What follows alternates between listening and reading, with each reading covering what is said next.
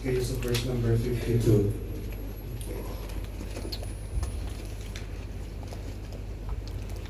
Behold, I show you a mystery. We shall not all sleep, but we shall be changed.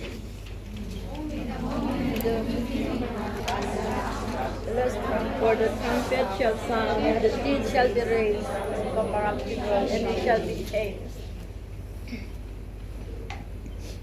For this corruptible must put on incorruption, and this mortal must put on immortality.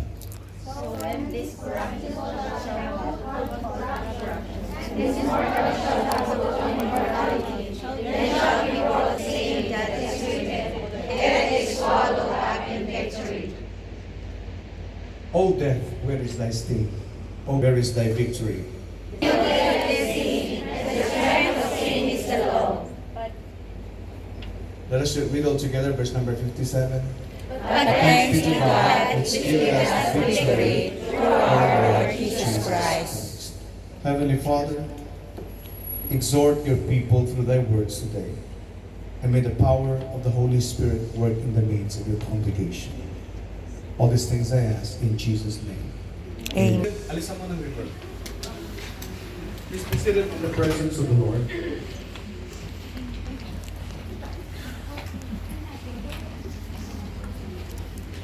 And what a blessing.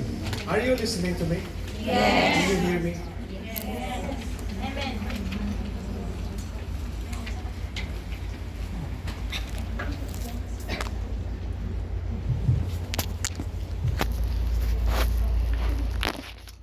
Now, sa passage na ito na ating binasa, mga kapatid, this is also the encouragement of Apostle Paul to every one of us. Para po maging maliwanag sa ating lahat at ating pong maintindihan ang kahalagahan na kung ano po ang buhay natin sa lupang ito. Alam naman natin na napakaikli lang ang buhay natin. How old are you now? 18. Ha? 18. 60? If the Bible gives us a 310. Andiyan yan kasi sa Book of Psalms. 310. 1 score is 20. 2 scores is 40. 3 scores, 16. Ang 1 score sa Bible is 20. 20 years yun.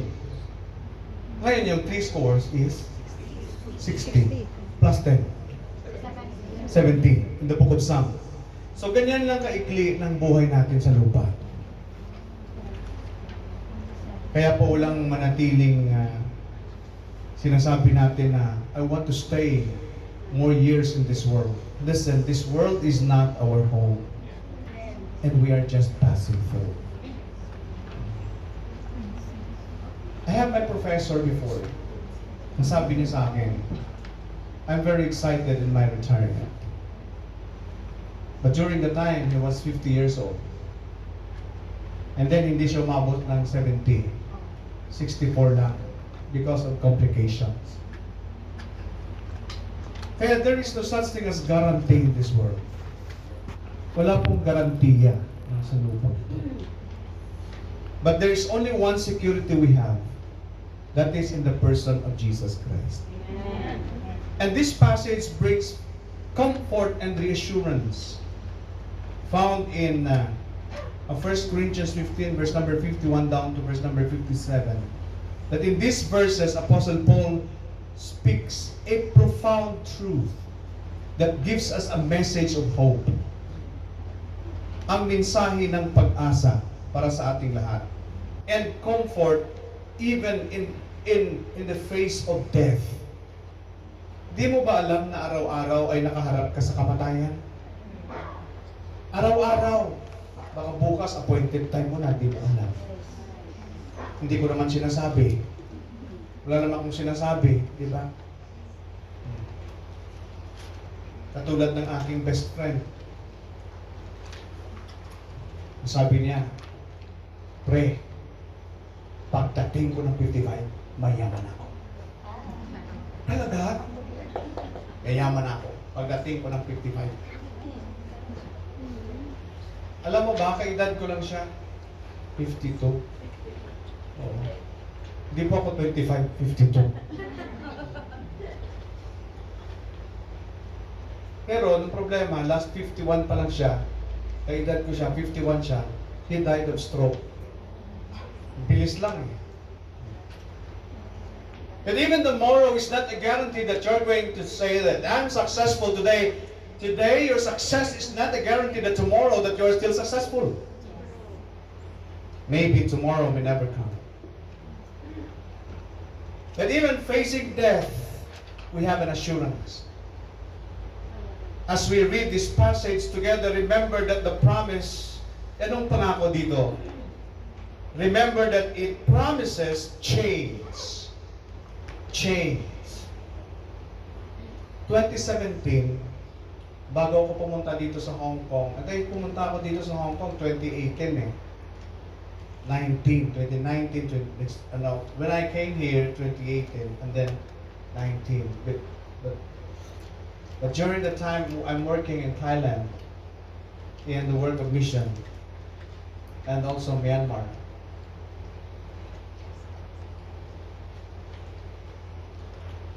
and during 2017,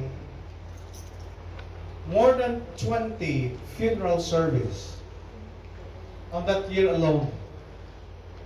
I conducted a lot of funeral service. Bakit po, Pastor? Kasi gusto kong mabuksan sa evangelism. Maganda kasi mag-evangelize na meron kang object lesson. Hindi ko naman pwede dalhin ko sa simbahan yung kabaong at ilagay ko doon. Sa simbahan, hindi. Kaya mas maganda yung actual. Kaya binuksan ko sa barangay 12. Iba't ibang barangay sa Bacolod na sabi ko, magbubukas tayo ng free funeral service. Kasi naman, I will not mention the church. Alam mo naman, sa church na to, merong taripa, no? Ordinary, 3,000. Special, 5,000. May mga bayad yun eh. Pag nag-funeral service, wala akong sinasabi, baka ano yung Facebook ko na. Kasi, during the time kasi, that was November 1, di ba? Nagkaroon ako ng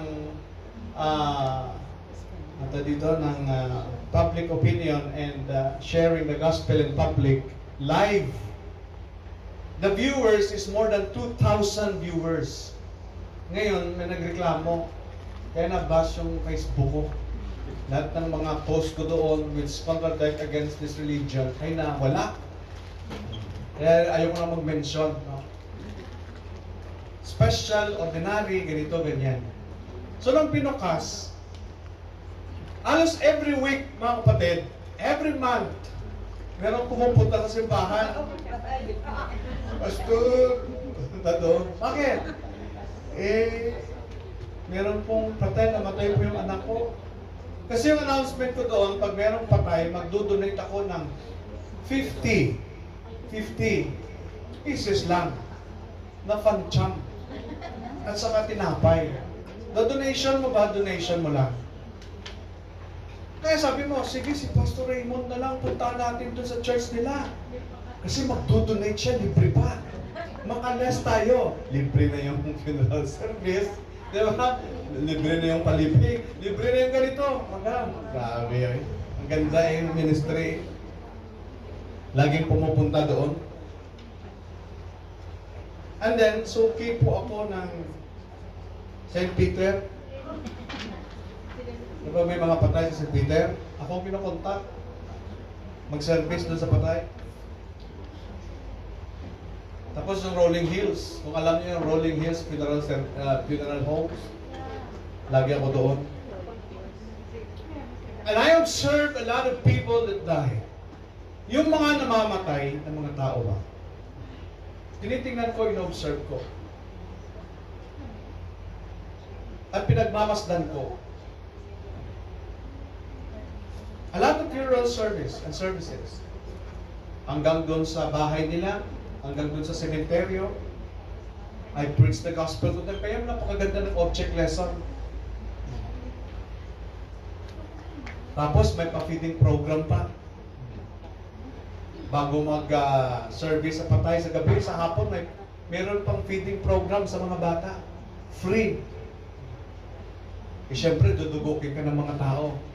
Then that's the time that you are going to preach the gospel to people. Kasi ministry natin, tao eh. Ihahatid natin ang mensahe sa kanila. Ang mensahe ng pag-asa at mensahe ng kaligtasan. Yung buhay na walang hanggan. Napakalaga po ito na maintindihan ng marami. Na mayroong assurance ang buhay ng isang tao kapag siya'y nasa kay Kristo Jesus.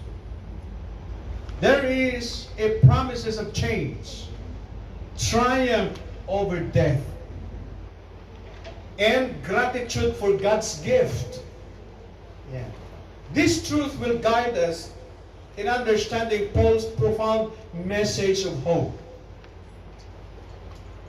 There is also a great comfort in our hearts to remind us of our eternal hope in Jesus Christ our Savior. Now, look at the assurance of change. Behold, I show you a mystery. We shall not all sleep, but we shall be changed. In a moment, in the twinkling of an eye, at the last trump, for the trumpet shall sound, and the dead shall be raised incorruptible, and we shall be changed.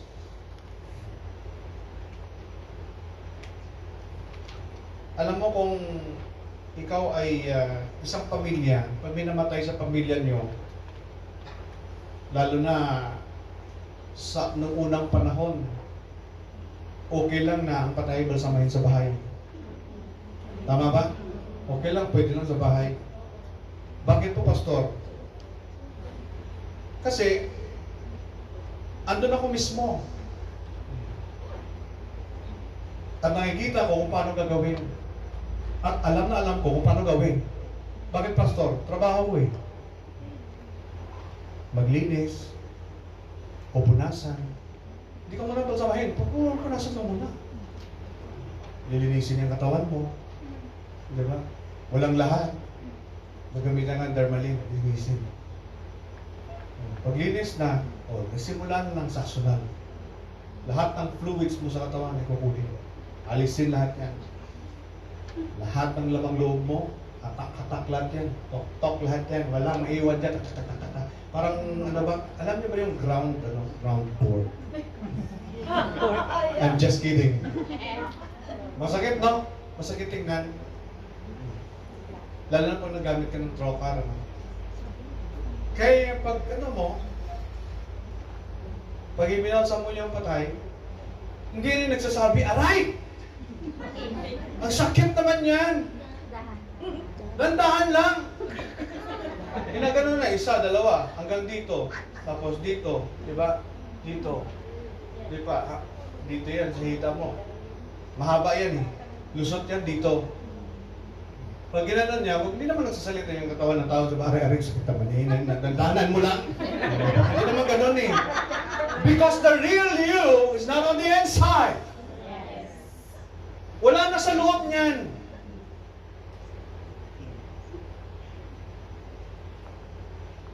Sapagkat ang totoong ikaw ay wala na diyan. And the body will return to dust as it was. Na kung saan ka nang galing, thou art taken from the dust, and in the dust you shall return. Where is beauty? Where is prestige? Where is money? Where are the billions that people are trying to boast for themselves? Where are those retirements? Where are all those things that what they have in their lives? Kaya palagi kong sinasabi, aanhin ng isang tao, listen to me carefully, na sa kanya ang lahat ng bagay na kapag siya'y namatay, ay hindi mo naman makakasama ang Panginoon sa eternity.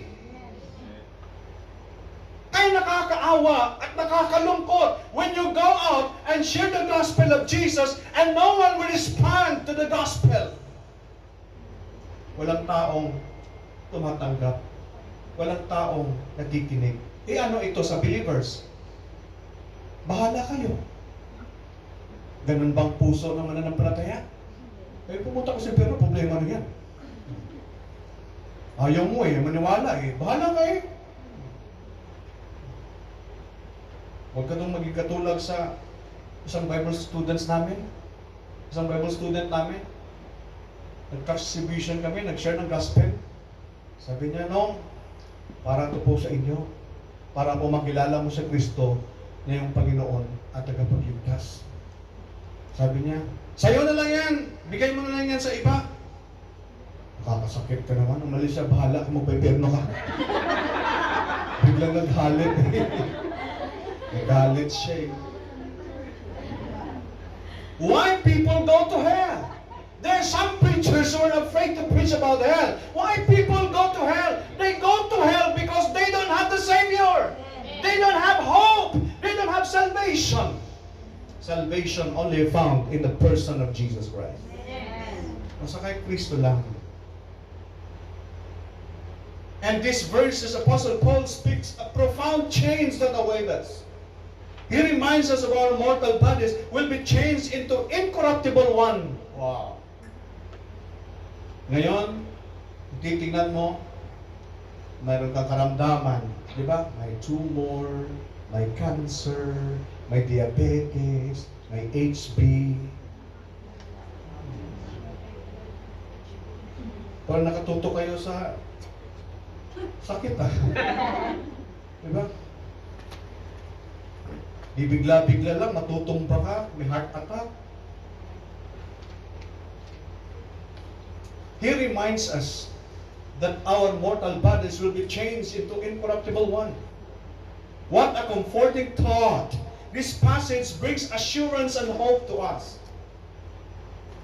Assuring us that death is not the end, but a gateway to a glorious change. Akala natin na pag ang isang tao ay namatay na, that's the end of everything. No, that's a gateway to eternity. Amen. Because the Bible said, to be with Christ is far better, sabi ni Paul. And to be absent from the body and to be present with the Lord. Sino yon? Ang lahat ng sumampalataya kay Kristo Jesus.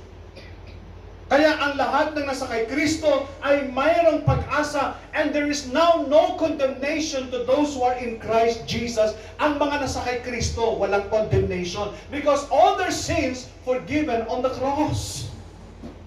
Pinatawad ang ating kasalanan. And this passage brings assurance and hope, assuring us that death is not the end, but a gateway to a glorious change. This is a promise of a future change that reminds us that our loved one has not ceased to exist, but has entered a new even in eternal life.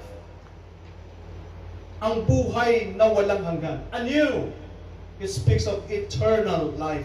You have your eternal life. Eternal life that only found in the person of Jesus Christ. Amen? Amen. Ang sabi ng Panginoong Kristo, I am the way, the truth, and the life. Ako ang buhay na walang hanggan.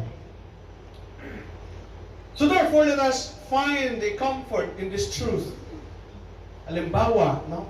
Meron tayong mga kamag-anak, pumahal sa buhay na namatay na. Halimbawa, yung tatay mo, si Nunong, no? Nunong, Tatay Nunong, halimbawa, si Tatay Nunong, namatay na. Has undergone a profound change. Why, Pastor? From this mortal body, and after his death, now he is in the presence of our Heavenly Father. Kaya palagi kong nakikita kapag nagkaroon ako ng funeral service, no? Grabe yung mga pag-iyak o kaya'y groaning. Dito naman kasi sa Hong Kong, uso naman kasi ang cremation. Ilang beses akong nag-officiate ng funeral dito. Alam niyo man ako, hindi ako sanay na tumanggap ng kung ano-ano ba. Kasi nasanay ako na mag-funeral service, libre lang. Ako pang nagdo-donate, ako pang nagbibigay. Pero dito, hindi. Bibigyan ka? Oo, bibigyan ka. O first time ko na, first time ko na funeral service dito. Doon sa Shongwan. Sa Shongwan. They are Chinese family. And ako yung nag-officiate ng funeral service doon. And then pagkatapos, then I preach also the word of the Lord. And there are some white people, mga Briton ba, doon din umattend sila. The family and loved ones, the Chinese friends, and doon. And I speak to them about eternal life.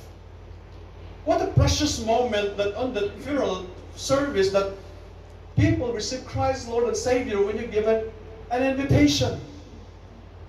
It is not about the dead. It is about those who are alive. Because those who are alive can comprehend about the gospel.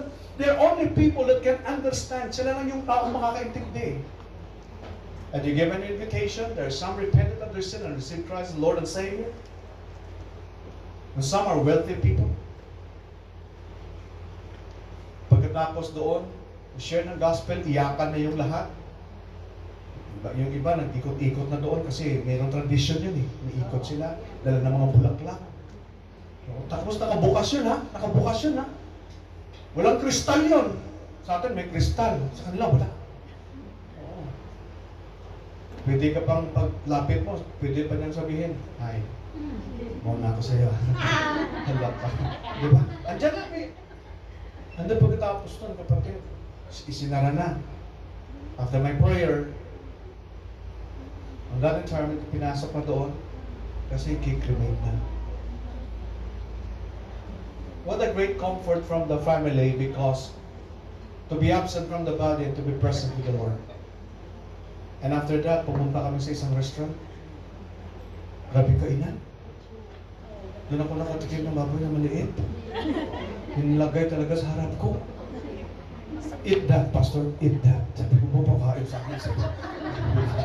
Isang pirasong baboy. Yung biik ba na maliit, nilagay sa harap ko. Sabi ko, baktin man sa amon. Baktin. And then pagkatapos na ilibig, na-cremate na yun. Ang family, meron silang gatherings na parang nagsasaya sila. Kumakain. Binigyan ako ng sobre. Nagko-confess ako ngayon. Binigyan ako ng sobre. Ang laman ay nasa 3,000 dollars. Isinuli ko, bakit pastor? Kaya ko sanay eh. Isinuli ko eh. Kasi funeral yun eh. Gusto. Nasanay kasi ako sa amin na, wala ba?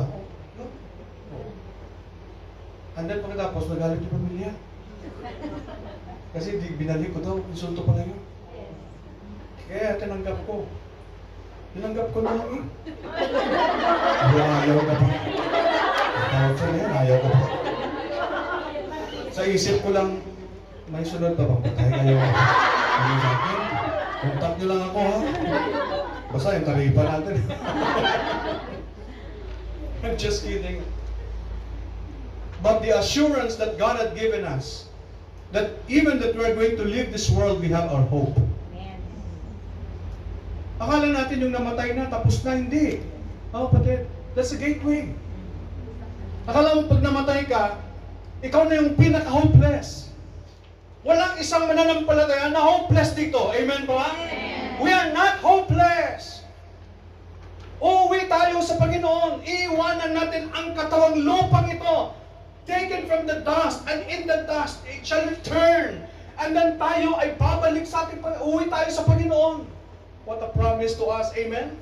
And to be with the Lord, to be absent from the body, and to be present with the Lord. Kita mo yung assurance mo? Nakita nyo ang assurance ng isang mananampalataya na kahit namatay siya, there is a great hope. Because it is a change, a profound change. And now, in the presence of our loving Heavenly Father, though we grieve their physical absence, bakit tayo umiiyak pag may namatay sa mga mahal natin sa buhay? Di ba? Lalo na tatay mo, lalo na nanay mo, di ba? Pag namatay, grabe yung iyak. Alam mo mga kapatid, Kung sino pa yung hindi makaalala sa nanay at sa tatay, yun pa yung terribly umiyak. Grabe sila umiyak. Naalala ko na sabi niya, huwag kayong mag-away dito. Bakit? Andyan si Pastor, ba't kayo nag-aaway? Pagdating niya, galing Maynila, umuwi doon sa kanila. Doon sa kabaong, iyak ng tudong. Ay, grabe yung iyak niya. Mahal na mahal kita, Nay. Sabi ng isang kapatid, mahal? Mahal ka dyan. Di ka nga makaalala kay nanay eh. Di ba? Kahit na nga konting bagay lang na maalala mo, di mo nga maalala eh. Kahit text eh, kahit chat, kamusta si nanay? Anong gatas niya dyan? Anong kailangan niya dyan? Di ka nga makaalala eh. Tapos iyak-iyak ka dyan, sabihin mo, mahal mo. Tapos, magpabili ka pa ng bulaklak. Ano ni nanay ang bulaklak? Ay, talaga sa harap ko na. Away sila dalawa. Sorry, Pastor ah. Pero hipokrita talaga itong kapatid ko, Pastor. Pinahiya sa akin harap. Hipokrita to siya, Pastor. Ngayon, palalabas ka ng pera mo. Anin pa yan ni nanay yung pera mo. Hindi na yan kailangan ng nanay yung pera mo. Kung buhay pa si nanay, humingi kami ng tulong sa'yo, hindi ka lang makaalala. Ngayon, dahil patayin ng nanay, papalabas ka ng pera mo? Magpunta ka. Parang gano'n. Grabe yung away nila. Pero wala na eh. Hanggat buhay ang magulang, hanggat buhay ang mahal sa buhay, doon ka mag-express ng sinasabi mong pagmamahal. Amen po ba? Amen. Yan mo express, yung suporta mo. Hindi yung pagpatay na, lumalabas yung dollars mo. Ito peso. At doon ka iiyak. Minsan umiiyak tayo. Una, dahil mamimiss natin yung namatay. Nung yumaw.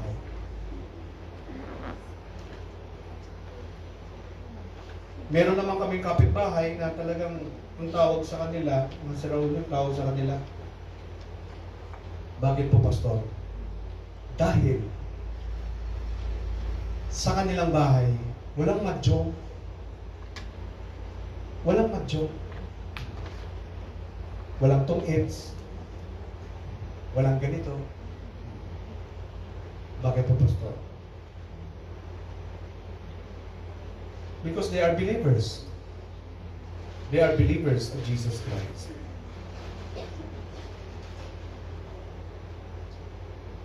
That even we grieve also physical absence, but we have also a comfort. But the death is not the end of everything, but it is a transition into eternal life. Second, the triumph over death. In 2 Corinthians chapter 15, verse number 54 to 55.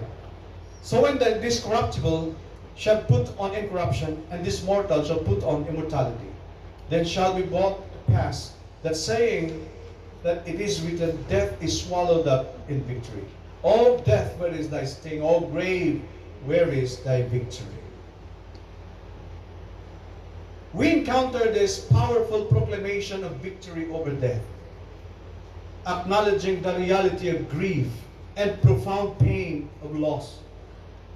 That sometimes we experience that, and that moment is so crucial. However, in the midst of our sorrow, we find comfort and hope in the triumph of Christ's resurrection. Sapagkat ang sabi ng Panginoon sa Kristo, I am the resurrection and the life. And the life. He that believeth in me, though he were dead, yet he shall live. O death, where is thy sting? O grave, where is thy victory? Wala nang victory doon sa libingan. Bakit po, Pastor? Because everything was overcome by the Savior. Amen? That even those who died in Jesus Christ, their spirit lives on, united with Christ. And we can find hope in the promise of being reunited with them. And one day, yung mga nauna sa atin, mga mahal natin sa buhay, makakasama din natin sila. Ang tanong, makakasama ba natin sila? Ang isang tatay, ang sabi niya sa isang anak niya, "Anak, good night." Bago namatay ang tatay nila, ang sabi ng tatay sa isang anak, "Anak, good night." At ang sabi niya sa bunso, "Anak, goodbye." Kaya napaisip yung dalawa. Sabi ng bunso, "Kuya, bakit sinabi ng tatay sa'yo na good night? At bakit sa akin goodbye?" Kasi ganito yon. Pareho kami ni tatay na sumasampalataya sa Diyos. At ang Kristo na aming sinasampalatayanan. So, darating ang panahon na tutulog ng tatay, he died. That when the Lord Jesus Christ comes, then God is going to give us and make us alive. Those who dead in Christ shall rise first. Magkikita pa rin kami ni tatay. Paano pala ako? Hindi na kayo magkikita. Kasi wala ka namang Kristo eh. Kaya goodbye na. Sabi sa kanya. Gusto kong makasama si tatay. Believe on the Lord Jesus Christ and thou shalt be saved. Amen. Makakasama mo ba? Makakasama mo ang mga mahal mo sa buhay. Yung tatay mo, yung nanay mo, na nauna sa atin. Kaya ngayon pa lang, sa iyong pamilya, unahin mong ibahagi sa kanila ang magandang balita. That these people might know that Jesus Christ is the Savior. Ipakilala mo sa kanila ang Panginoong Kristo, na ang Panginoong Kristo ang tagapagligtas. Na parang walang goodbye na mangyari.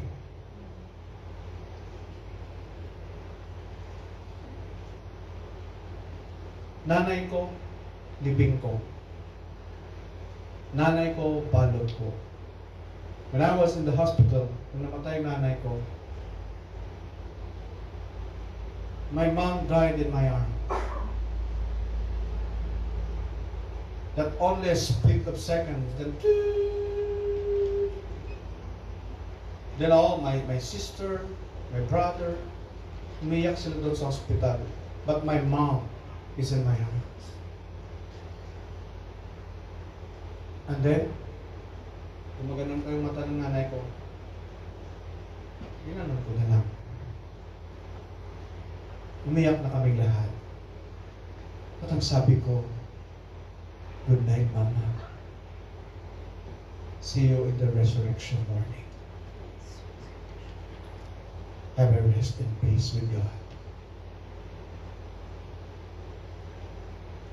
And then, payat pa kay Audrey yung bumabalot sa patay. Yung laki ng nanay ko, tapos kita na si Audrey. Ang payat-payat niya. Tinulungan ko ng ng balot ng kasi binalot niya eh.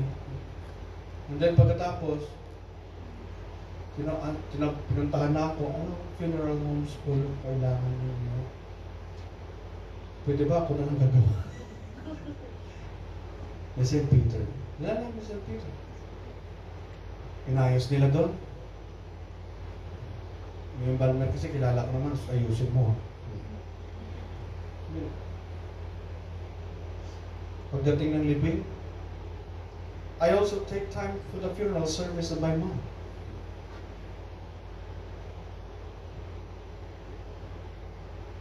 Ang gusto ng mga pamilya namin, doon dalhin sa malaking simbahan.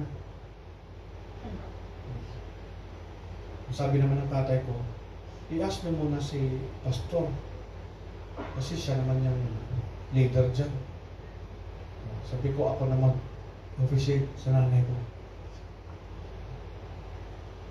At ang sabi ko, "Good night, Mama. See you in the resurrection morning." Magkikita pa rin tayo. I had comfort in my heart when my mom died. You know why? Because I know hindi sa matagal na panahon, magkikita kami muli. On the coming of the Lord Jesus Christ, sa pagdating ng Panginoong Kristo, doon, mga kapatid, magkikita kami muli. Who dead in Christ shall rise first. Ang tanong, ang mahal mo ba sa buhay? Makakasama mo ba? Makakasama mo ba ang mga anak mo? Kapatid mo? Nanay mo? Dahil sasabihin mo, I don't know, Pastor. You have the gospel. Are you saved? Amen. Are you saved? Amen. You have the prayer, and you need to pray to the Lord that the Lord is going to save them. Share the gospel because you know the gospel. Let them know that they are all sinners in the sight of God, and they need Jesus Christ as the Lord and Savior. They are going to repent and receive Christ as the Lord and Savior. And now, pagkatapos ng lahat ng yan, mga kapatid, if you have Jesus Christ in your life, now you have triumph over death. To be absent from the body and to be present with the Lord. So when this corruptible shall put on incorruption, and this mortal shall have put on immortality. Amen po ba? Amen. Your body will be changed into incorruptible body. Wala nang sakit, di ba? Wala nang diabetes, wala nang lahat-lahat niya. Everything is perfect in His time. And the last one is the gratitude of God's gift. In 1 Corinthians chapter number 15, verse number 57. Let us read all together. Ready, start. But thanks be to God, which giveth us the victory through our Lord Jesus Christ. Walang victoryo sa atin sa personal. Sapagkat si Kristo lang ang makapagbigay ng victory sa atin. If you have Jesus Christ in your life, you have victory in life.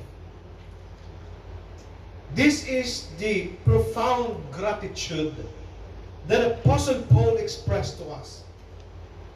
It is a reminder of a role of God's grace sa buhay natin in granting us victory over death because of the grace of God. And now we are called also to reflect on this gift with gratitude. Pagpapasalamat natin sa Diyos, even in a meed of grief. The truth is that we are not left to face pain of loss alone. God, in His faithfulness and boundless love, a boundless love of God, has offered us the incredible gift of eternal life through Jesus Christ our Lord. Amen? Amen.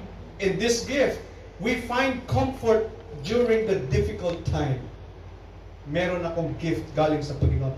Our gratitude for this gift is to sustain us and comfort us, mga kapatid, knowing that one day we too will experience the fullness of eternal life in the presence of our Heavenly Father and be reunited with our loved ones. Makakasama natin ang ating mga mahal sa buhay because of the Lord Jesus Christ. Look at the promise of transformation, understanding that death is not the end, but a transition into eternal life.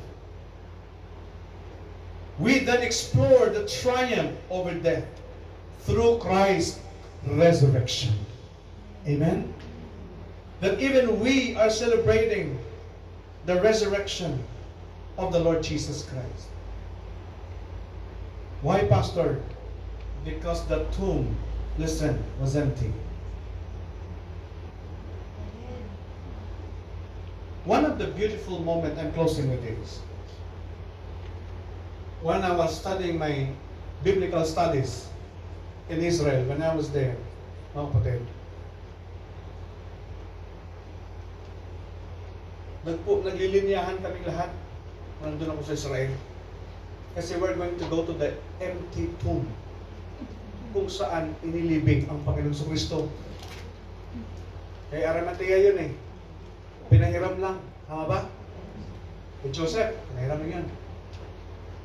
And then, yung nauna, naglalakad yung mga Nepali, nauna sila. Sabi ko, paunahin mo lang sila doon. Ilibing na lang yan kasi. Yung mauna na kayo doon. Kasi nagano yung mga ano eh. Ako naman, ayaw ko naman kasi makipagsiksikan eh. Very excited sila siguro pumunta doon sa empty tomb. Naya ako na lang muna. Tumayo lang muna ako. And then nung kakaunti na lang yung tao, ako na yung pinaka-last. Pupunta sa empty tomb kung saan inilibing ang Panginoon Kristo. When I was on the inside, nung nandun ako sa loob, parang cave kasi siya. Cave siya. Ang laki niya, parang half nito. Half nito. Half nito. Or yes, half nito. Nung pumasok ako doon, kaya pa kasi siya. Nandun ako sa loob. Hindi ka aking balahibo. Nandun ako sa loob. Because this place is the witness of the resurrection of the Lamb. This place, itong lugar na ito, ay witness ng resurrection ng aking tagapagligtas, na si Kristo Jesus. I just hold yung mga, alam mo ba yung yung mga niya, digdig niya yung wall sa loob, mga bato sa loob rocks eh. Gumanon ako sa rocks.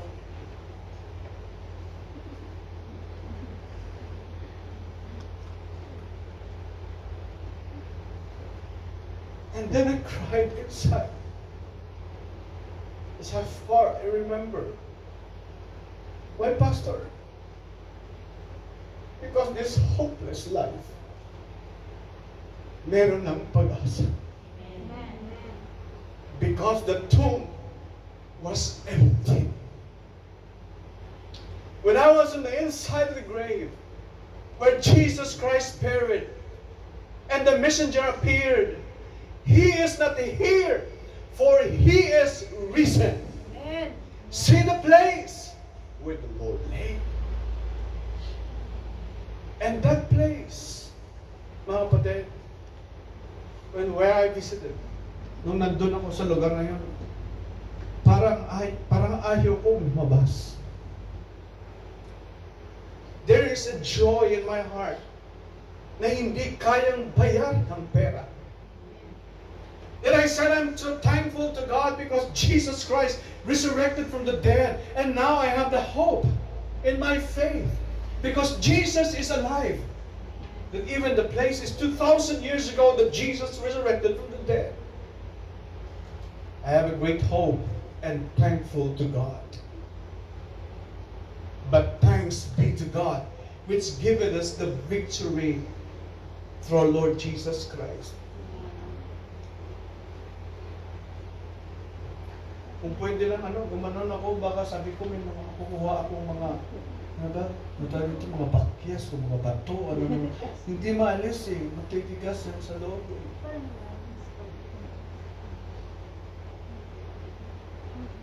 And one of the beautiful moments when I was in Calvary, yung pastor in Calvary, na kung saan si Kristo ay na-crucify. That on Calvary, His blood shed. On that place, Jesus Christ shed His blood. And I don't care what people is going to say. I just knelt down and I said, God, doon na naman ulit. Maraming taong dumadaan. Then I just knelt down and I said, God, thank you for saving me. Thank you for sending Jesus, the Lamb that was slain on the cross. And He was crucified in this place.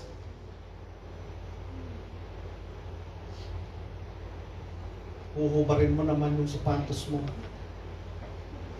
Dahil gusto mong iapak ang mga paa mo sa lugar that Jesus crucified. And I knelt down and I make a promise. Lord, I will come again. I will visit again the place that reminds me of the things of what you have done for me on the cross. And I imagine, have you ever imagined? Kasi, halimbawa, ito no, a place of skull. Ang tawag dito, Golgotha. Ang sa likod niyan, sa place of skull. Tapos, meron siyang plain. And then, slope. Bakit slope? Kasi lahat ng mga merchants, mga negosyante, doon dumadaan. And where Jesus Christ crucified. Once the criminals executed on that place, mga kapatid, yung mga tao dumadaan doon, pinapanood. Kalahin mo, naked. You are the King of Kings and the Lord of Lords, and then you are naked on the cross. What does it mean, Pastor? It shows your shame. When Jesus Christ naked on the cross, listen to me carefully, it was you. All your shame in life, lahat ng iyong kahihiyan, bore on the cross. Lahat ng iyong kasalanan, your wickedness, your unrighteousness, all your sins, your past, your present, and your future, listen, crucified on the cross. Now, your salvation, ang kaligtasan mo, hindi dahil sa iyo, kundi dahil kay Kristong na crucified sa cross. The religion, wrong. Mali ang reliyon. Only Jesus Christ saved. You see the sufferings of Jesus on the cross?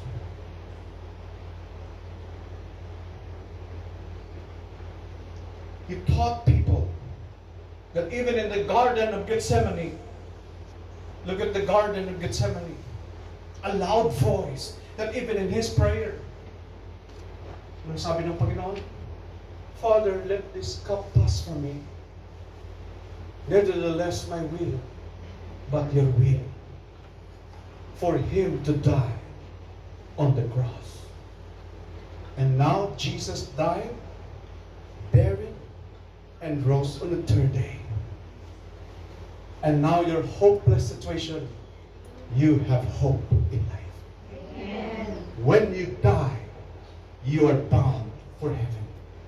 Don't believe sa teaching na marami na kapag namatay ka, you're only doon ka lang ibabaon sa lupa, then you will stay there. No. The Bible said to be absent from the body and to be present with the Lord. And to be with Christ is far better. Amen? Amen. Heaven prepared for those who are prepared people. Anong sabi ng Panginoon Kristo? Let not your heart be troubled in John 14:1 down to verse 3. Let not your heart be troubled. You believe in God, believe also in me. In my Father's house are many mansions. Hindi lang ang buhay na walang hanggan, hindi lang victory ang binigay sa iyo, kundi inihanda ka pa ng mansion. Amen. In my Father's house are many mansions. If it were not so, I'd have told you, I go to prepare a place for you. And if I go and prepare a place for you, Jesus said, I will come again. And reject you? No. And receive you unto myself. That where I am, there it may be also. Nakita mo kung ano kabuti ang Panginoon sa iyo? Puro ka pasaway, puro ka paugtas, puro ka katamaran, pero nakita mo ang pag-ibig ng Panginoon sa iyo. Inihanda ka pa ng mansyon na pagkatapos ng buhay mo sa lupa, may uuwian ka. Because you are not the citizen of this world. You are the citizen of heaven. Amen po ba? Meron kang citizenship sa lupa.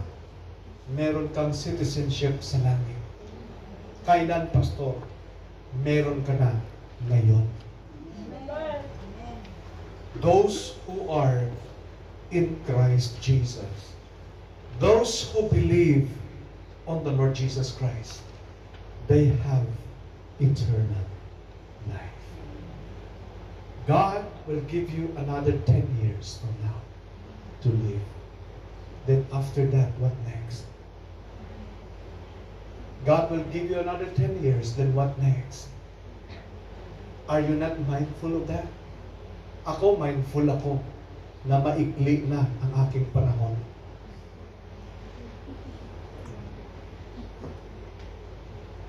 Andyan si, while I'm contemplating, andyan si Brother Marlon nakaupo. Tapos nagpipreach ako. Last Sunday yata, di ba? Sabi ko, Marlon, how old are you? Sabi niya, we will turn soon, 53. 52 kami. 53. Kung sinabi ng Bible 70, ilang taon na lang naiwan sa atin?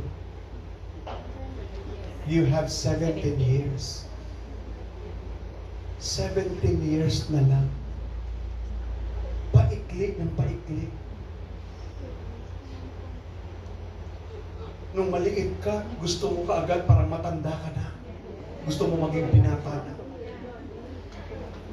Nung binata ka na, may trabaho ka, gusto mo nagmamadali kang mag-retire. Dahil iniisip mong makukuha mo. Pagdating mo ng 60 na malapit ng panahon mo, sabi mo, pwede bang bumalik ako sa 25? Hindi na pwede!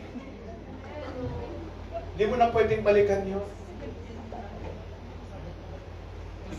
Bakit po, Pastor? Kayong may mga edad. Pinapanood ko mga past yung pictures. Tinitingnan ko yung mga edad nyo. Sabi ko, ito ikaw pala. Bigyan ko kayo ng halimbawa. Salamat, kasama natin ng diko natin, si Mami Jo. Si Mami Jo nag-post siya sa Facebook mo.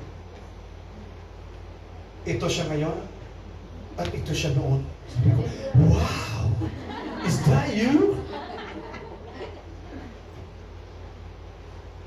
Diba, Mela? Something so far. Iba na yung noon. Iba na rin yung ngayon. Diba?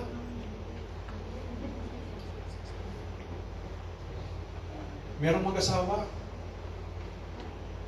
Dahil ayaw naman ng asawa na mag-away sila. Kaya lahat naman sabihin niya, oo. Dahan. Maganda ba ako? Oh, siyempre naman. Wala nang ipapagin na maganda. Oh, siyempre. Oo. Dahan. Kaya-aya ba ako? Siyempre naman. Gaha, Coca-Cola pa rin ba ako? Siyempre naman. Kaya lang litro. Hindi na sakto, litro na. There is no such thing as permanent in this world. I'm closing with this. Walang permanente sa lupang ito. That even your weight is not permanent. Your beauty is not permanent. Kahit papapalitan mo ang ilong mo, babaliktad pa rin yan. Amen po ba?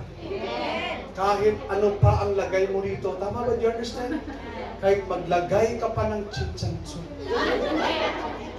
Makinig ka mabuti sa akin. Listen carefully. The time will come, listen, that those things will deteriorate. Bigyan mo ng panahon ang spiritual life mo. Keep moving with God. And give thanks to God in everything. At sabihin mo sa Panginoon, Lord, I pray that you are going to use my life as long as I live. Thank you, Lord God, for the gift of eternal life. Thank you for what you have done for me on the cross. Celebrating the resurrection. Thank you, Lord God, for everything that you have done in my life. Salamat, Panginoon.